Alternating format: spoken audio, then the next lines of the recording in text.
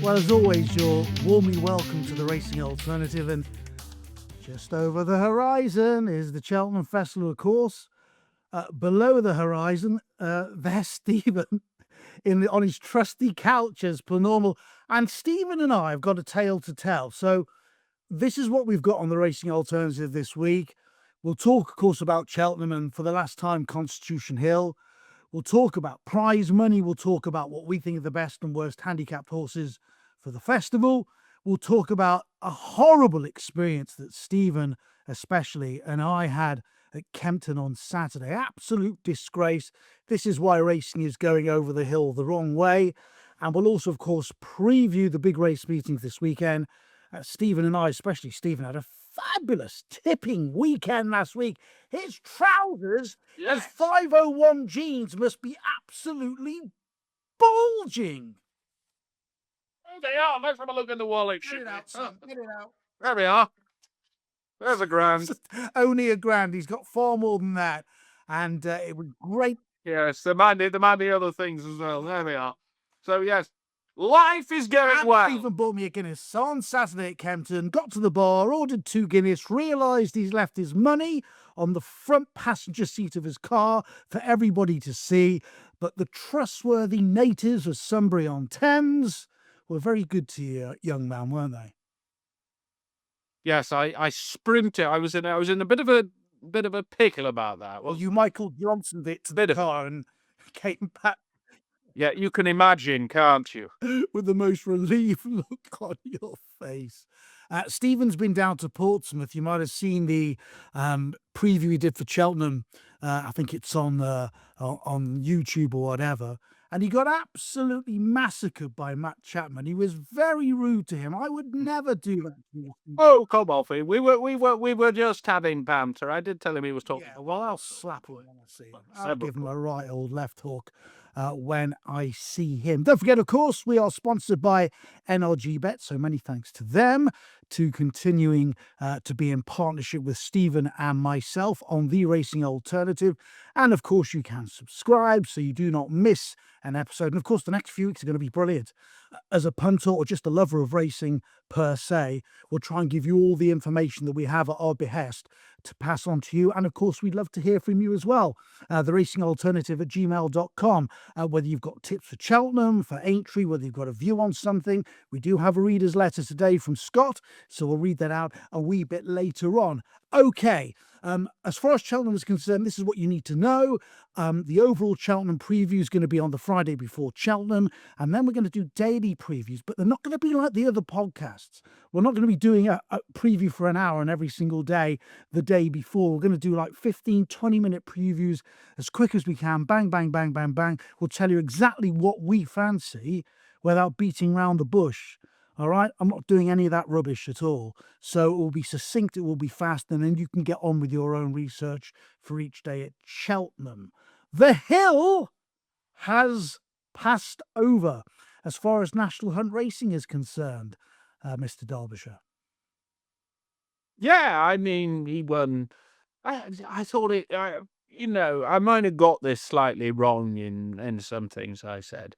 I mean, poor Maddie Plale, by the way, got some pelters yesterday when I pointed out on Twitter that she was saying exactly the right thing. That basically it reminds us that the main attraction of horse racing is the horse, which was quite right. And how great it was, people there with their cameras like this, just worshipping this horse. And obviously he absolutely pissed him. Now, I think there's been a few things on Twitter that's been slightly wrong. I had the horse, and so did Timeform, so did the Racing Post, running somewhere around 103 to 105, which is borderline listed class without being extended. So it's quite exciting, isn't it? I think Nikki and Michael realise that for the horse's sake and for the sport's sake, that it wasn't worth going to Cheltenham. I think that was the right decision. They've done the right thing by the horse. Quite whether he'd want 2 miles in the Henry, is it the Henry II? Sandown. Sandown. I thought that was a strange choice of race. You've got races, of course, like the John Porter, the Ormond. I mean, wouldn't it be great? Can you imagine on Derby Day, they're trying to get the crowds up, and well done to Epsom, by the way, for their free parking, which was announced this week. Wouldn't it be great if he ran in the Coronation Cup? Can you imagine that? It would be some side. I mean, I have to say, I'm not sure the track would suit. We're gonna go into the realms of. I can imagine us talking in 3 months' time, and Nicky saying the ground's too quick at Royal Ascot and things like that. I could almost smell it. But look, it's a great story, and the fact that he's still racing on the flat, I think personally is fantastic for the game. And just reacting to a couple of things on social media, bringing to the fore again Matt Chapman, who said he should hurdle again. Well, bloody idiotic thing to say when he doesn't own the horse. And the other thing, did you see that? Can I just correct you there? Can I just correct you there?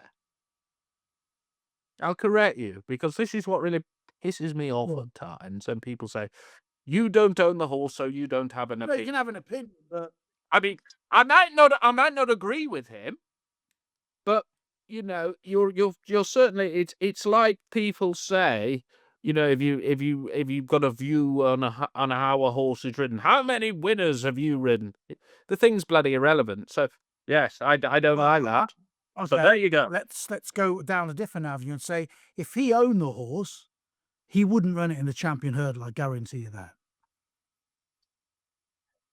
Well, we don't know. I do. Matt Chapman doesn't own horses, does he? Shite. And that's the end of that particular thing. And the other thing I saw on social media was this guy said, "Oh, they should retire him and let him go to stud." To which I replied, Stud? "Well, his gangulis are positively in some ancient can of pedigreed chum at the moment. In any case, so that was an impossibility." And had the biggest reaction I've had for years on X to that. And he went, and his reply was, "Oh yeah." That's all he. Yeah. It's like asking you to go to stud again, isn't it, Derbyshire? It's not going to happen, is it? Oh, that's Mrs. Esty. Okay, I'll ask her when I don't think she'd want me covering any of the mares there. That's if you could get up that high.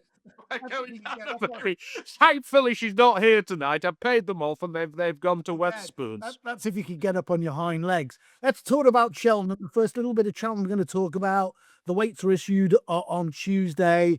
I don't really put much waiting on what the horse has got in Ireland, what he's got in England, because the majority get more in England.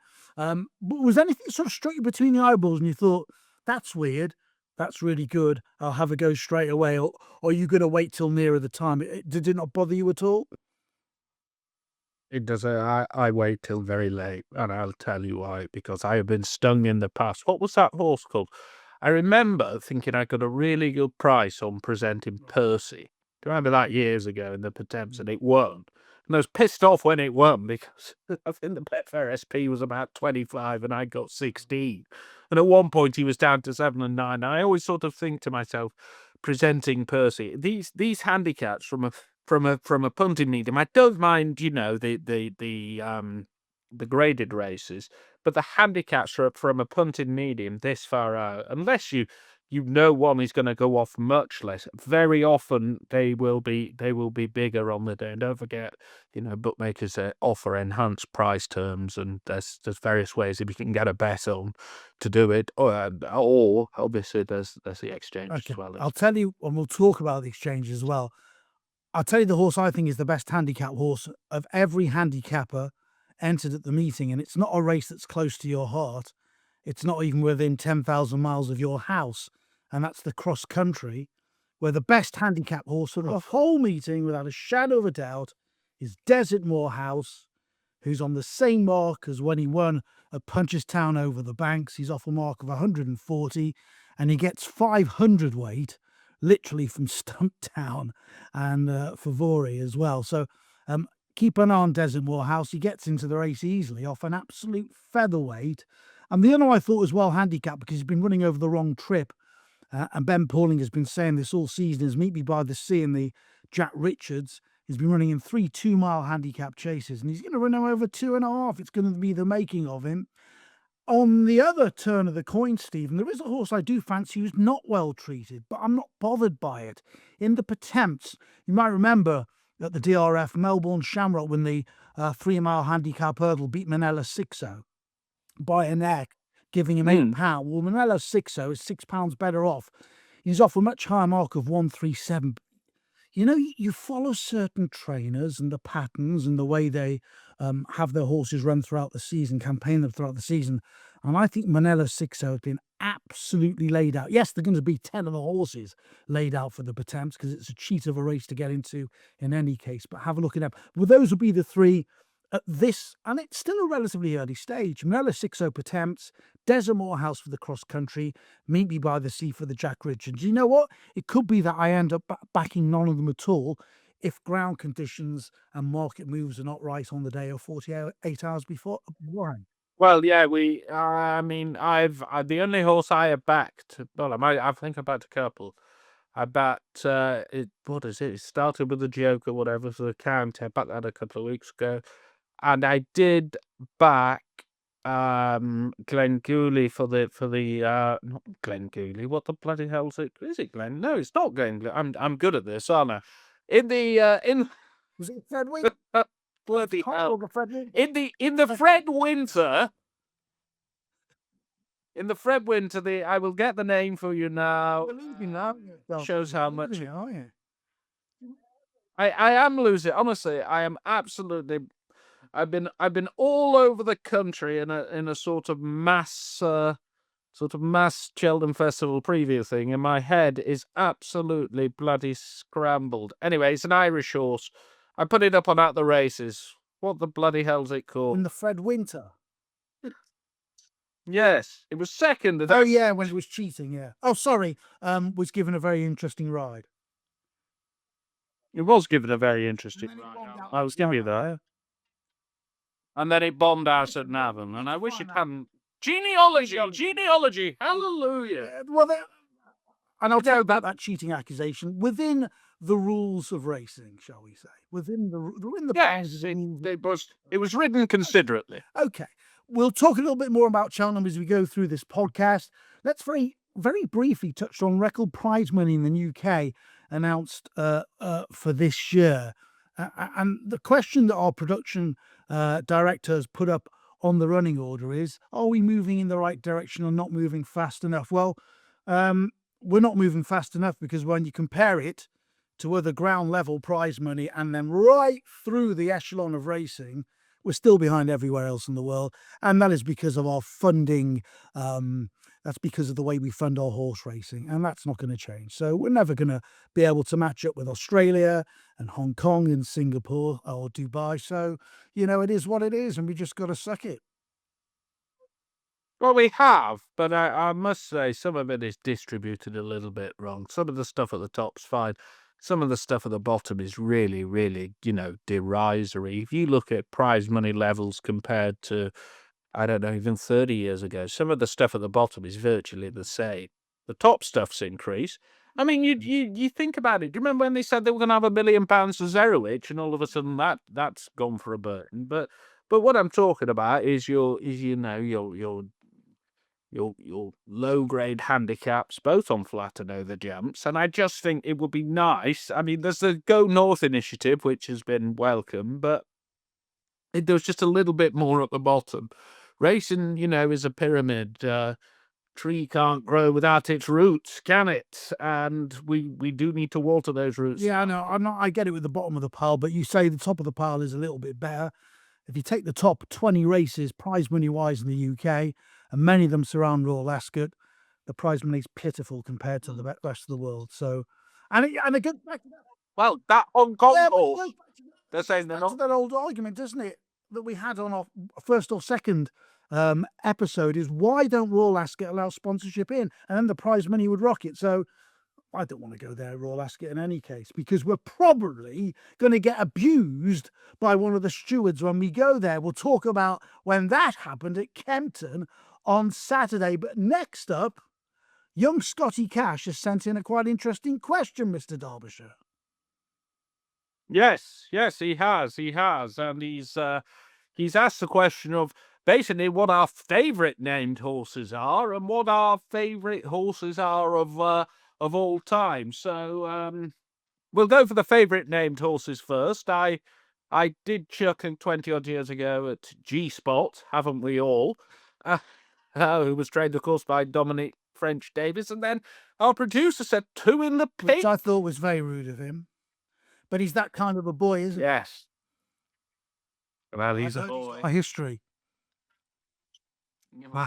So we won't give it out, will we? Yes. I Quite. wish got a favourite name, to be honest with you, but I can tell you my favourite horse, purely from a punting view, was Godolphin Saki, who won the 2001 Prix de l'Arc de Triomphe. Yes. After the previous year, of course, he was placed in the Derby, and he wasn't seen on a racecourse for nearly a year. And I was trying to work out Godolphin, which horse they were going to line up for the Prix de l'Arc de Triomphe, but they had nothing for a mile and a half at all.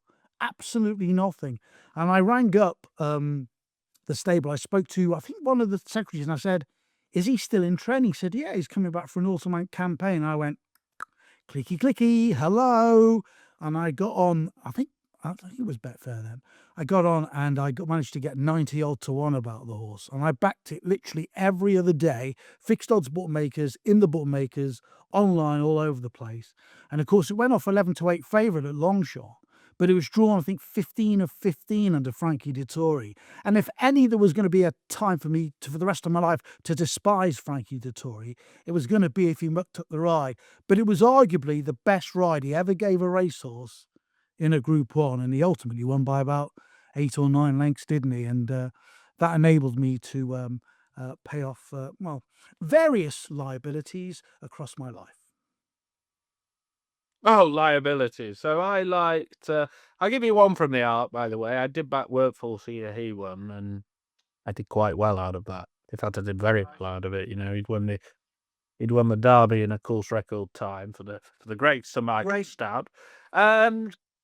Sentimentally, I like 2 Greys of Gordon Richards's. You will remember the first one. I love One Man. I absolutely loved him. I was a little boy and saw him win the Hennessy at Newbury, and then watched him all after that. And it was great that, of course, he won the Champion Chase, and sadly, neither he or his trainer survived much longer after that. It was a tragic end to a lovely horse, but he was lovely. And I did used to like Better Times Ahead whizzing round Cartmel. I saw him break down at Wetherby back in 1993. And he came back. He was out of Scallywag. He was owned by Ted Briggs, and he was a great horse. He was white. He was a bit like. First of all, I can't imagine you either as little or a boy.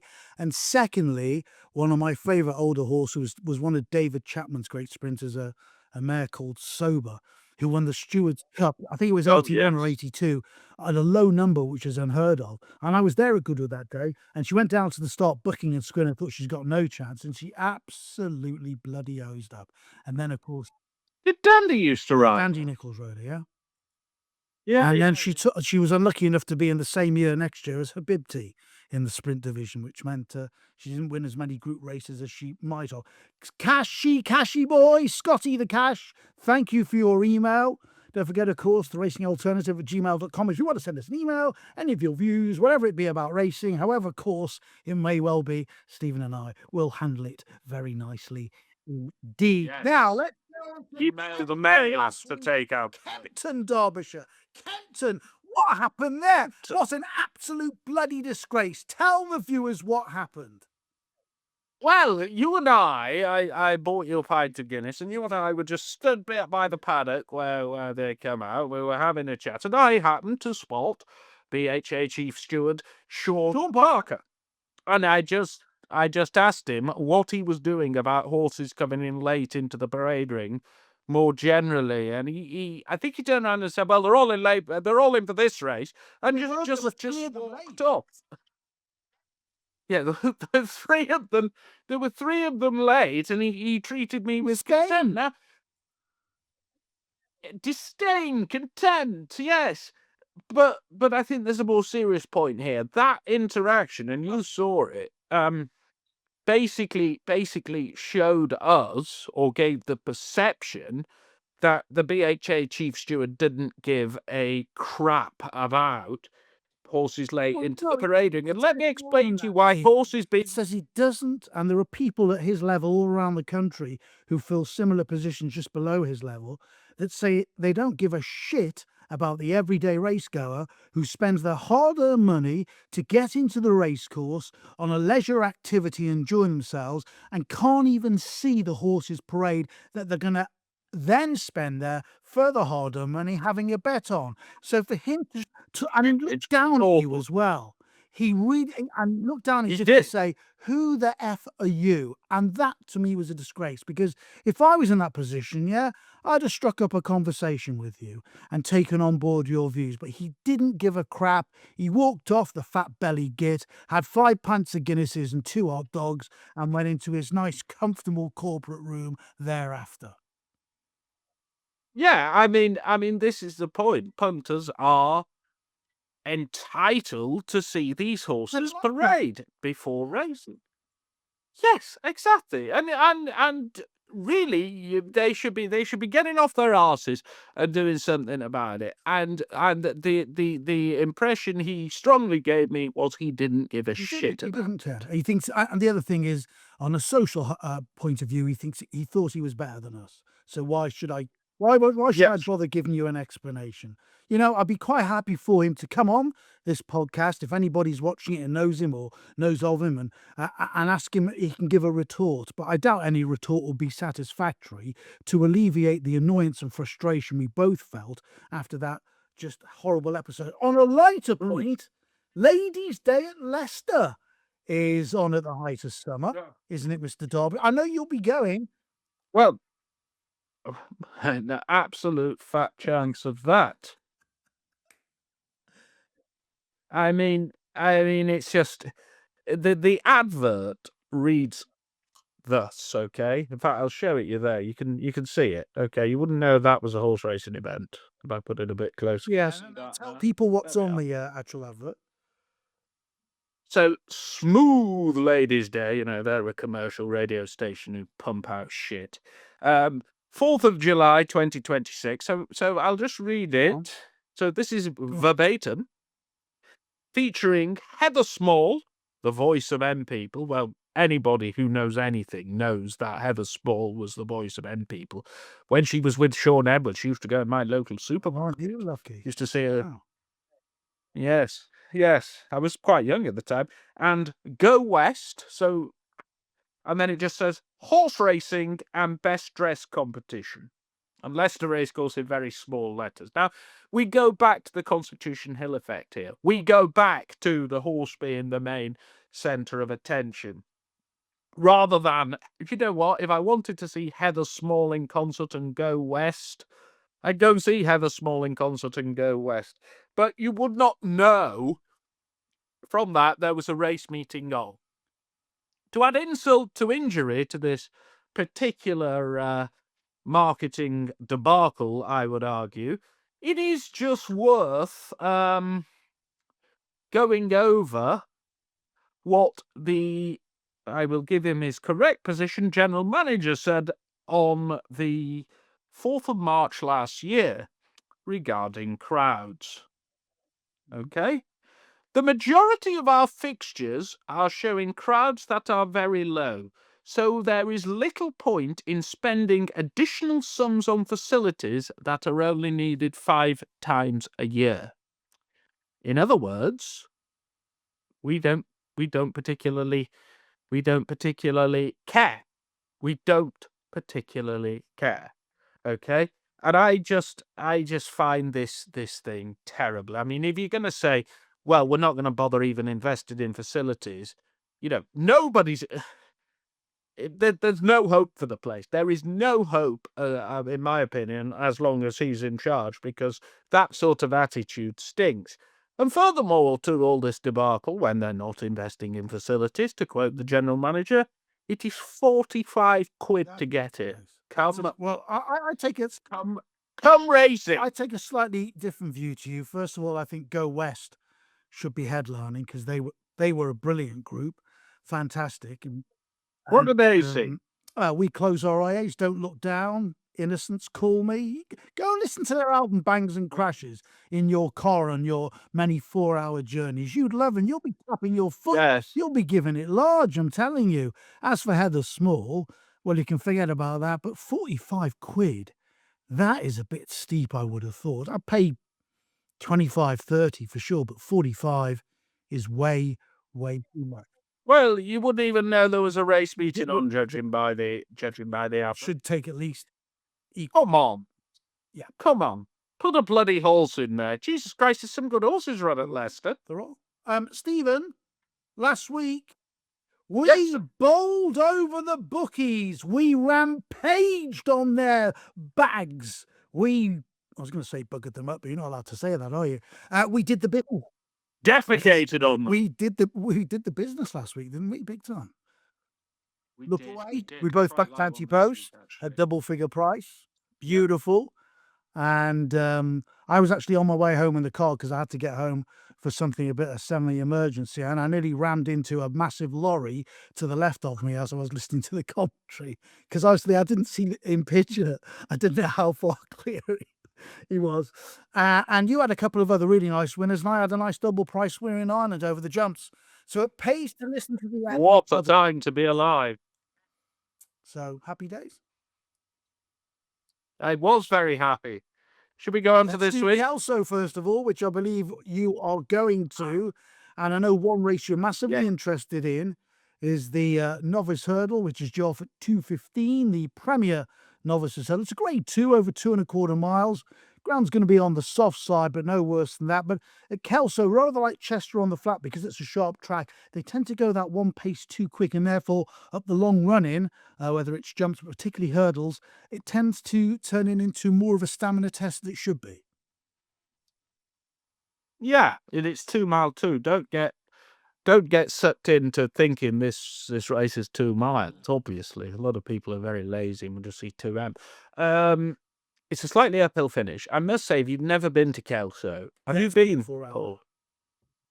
It's a fantastic racecourse. I mean, I think it's the second least in terms of population within 20 miles. Well, you wouldn't bloody know it. There is an ancient grandstand. You can go to the top, and I just always feel so. I go to Kelso 5 or 6 times a year because I love it up there. Do you know what year I first went to Kelso?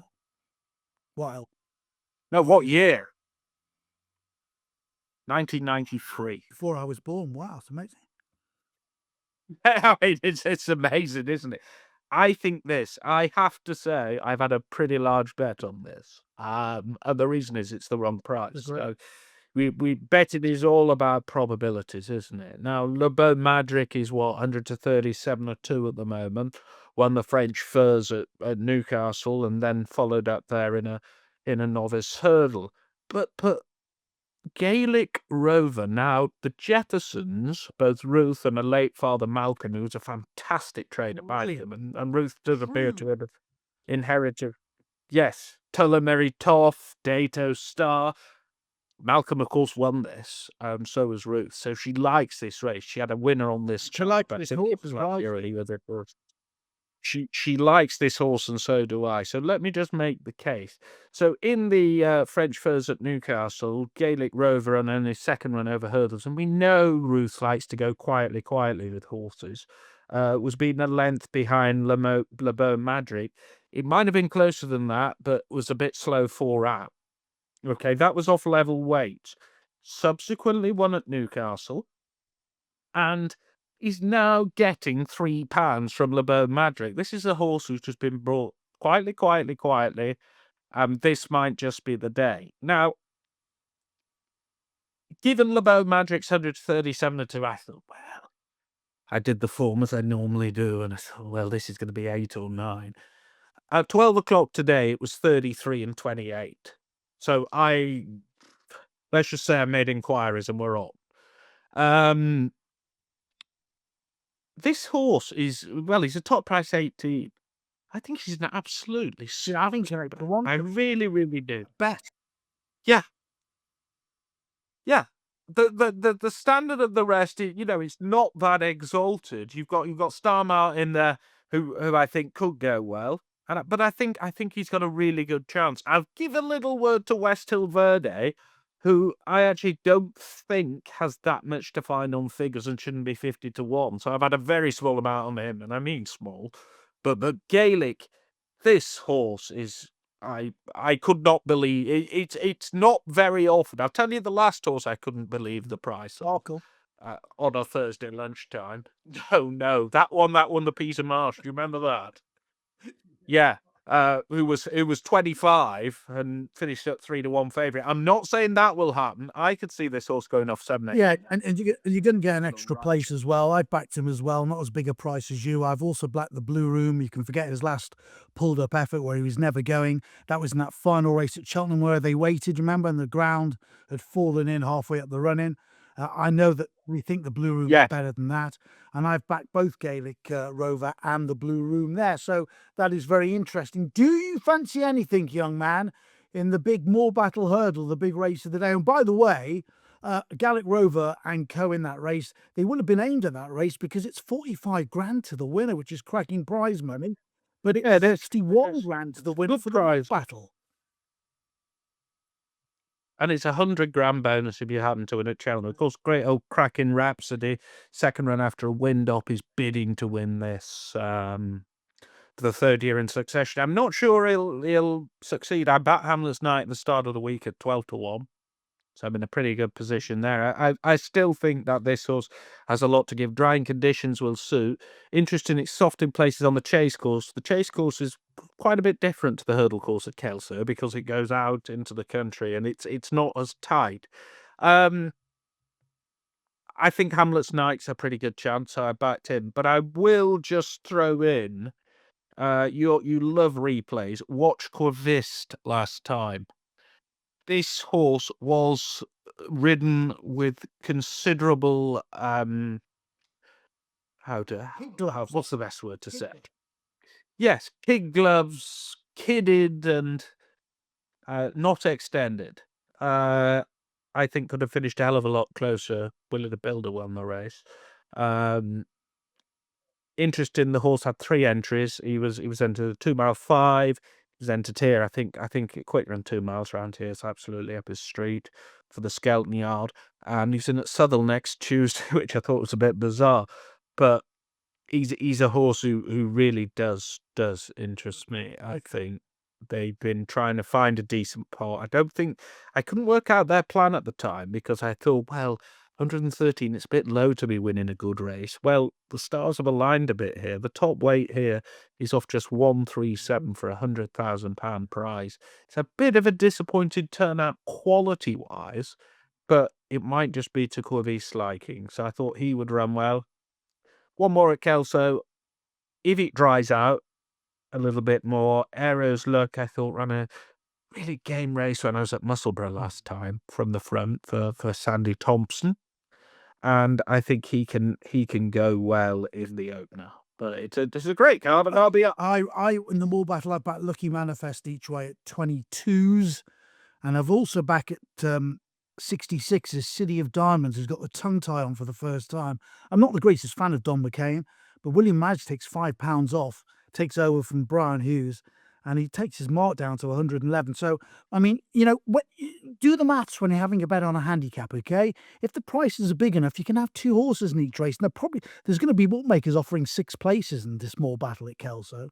So Lucky Manifest at 22s and 66s about City of Diamonds. It's going to Doncaster, which I thought you might half go to, but obviously you prefer your beloved. Not on a student day, sir. And certainly not on Premier Hurdle Day at Kelso, which I've been going to since, I don't know what year did when Mephisto win it. I'll have a look. Okay.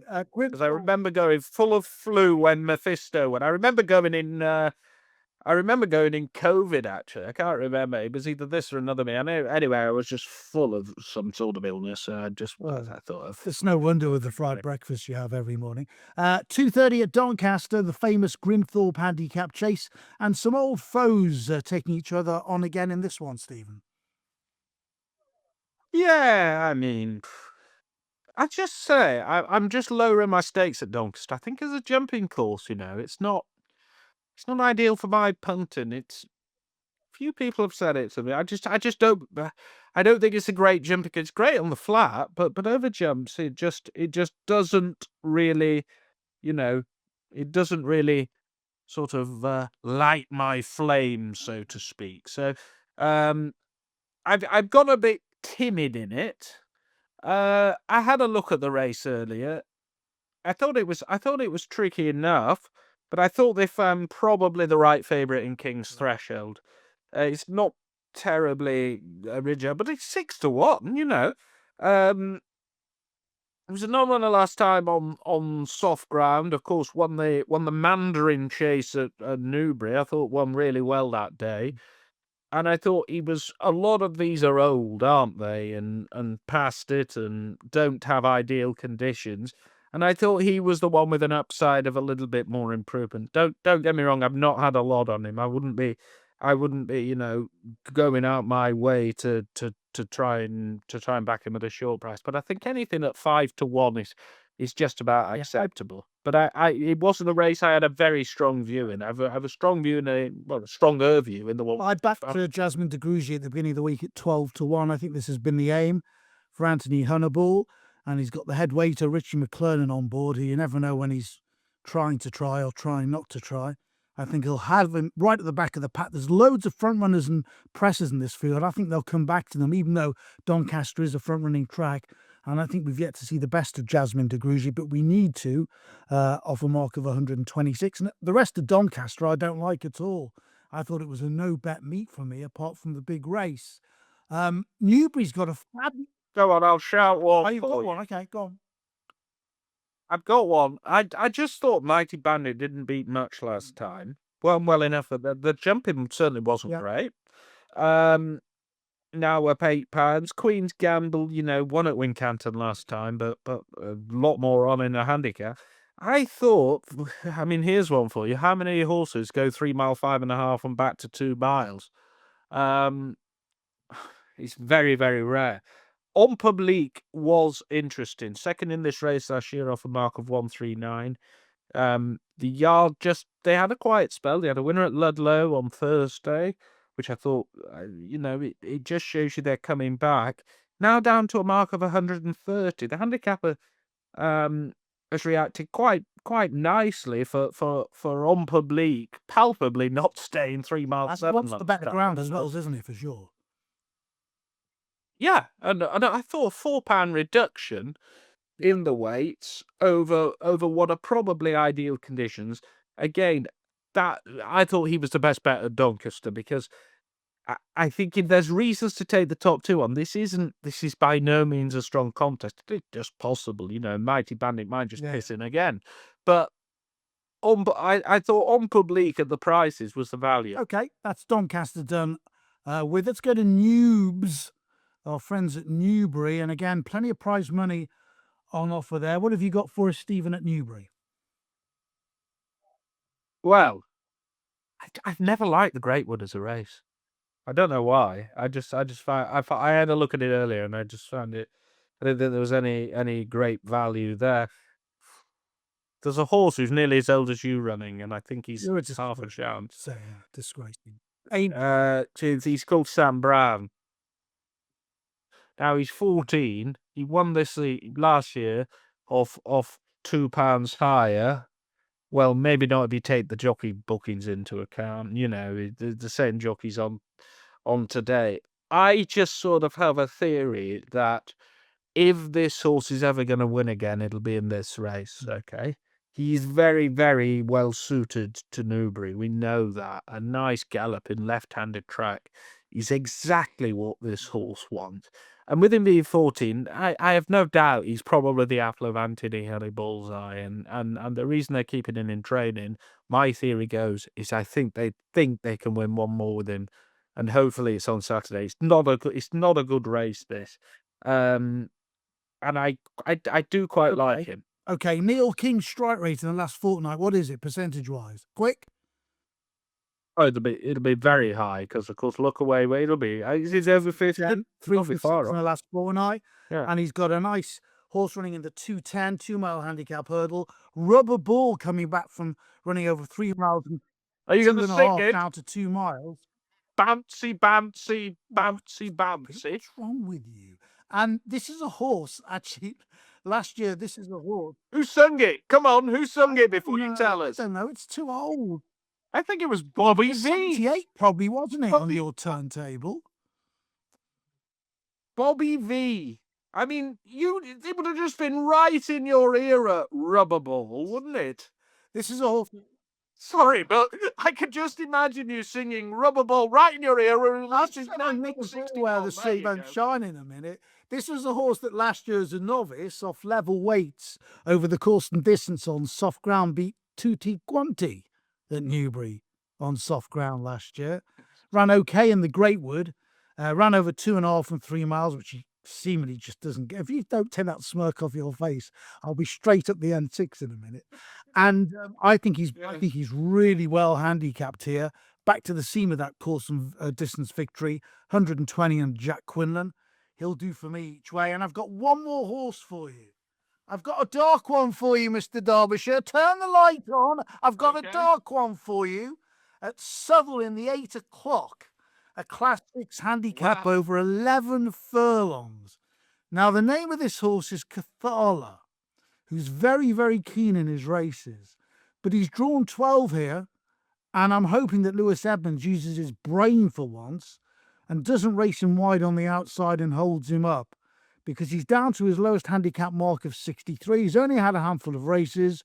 A great fan of Jenny Candlish. I know she knows what she's doing at all levels of racing. And if Cathala is ridden correctly, actually, if he's brought to the front by Lewis Edmonds early on, I'm just going to trade out completely.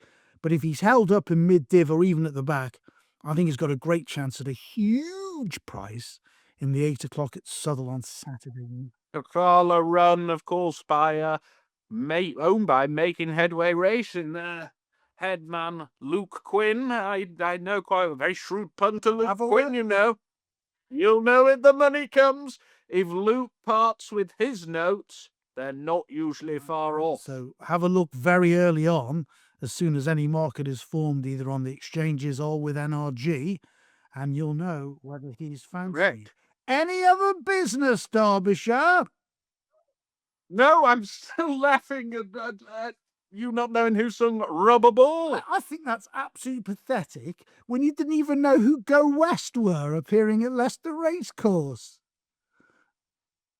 I don't listen to Smirk off about 80s camp music. Smirk off your face. Go and order a chicken vindaloo and an onion bhaji and settle in to your Thursday night. That brings to an end another racing alternative. Yeah. He's already had his, that's so sad. There are other burger outlets available as well, of course.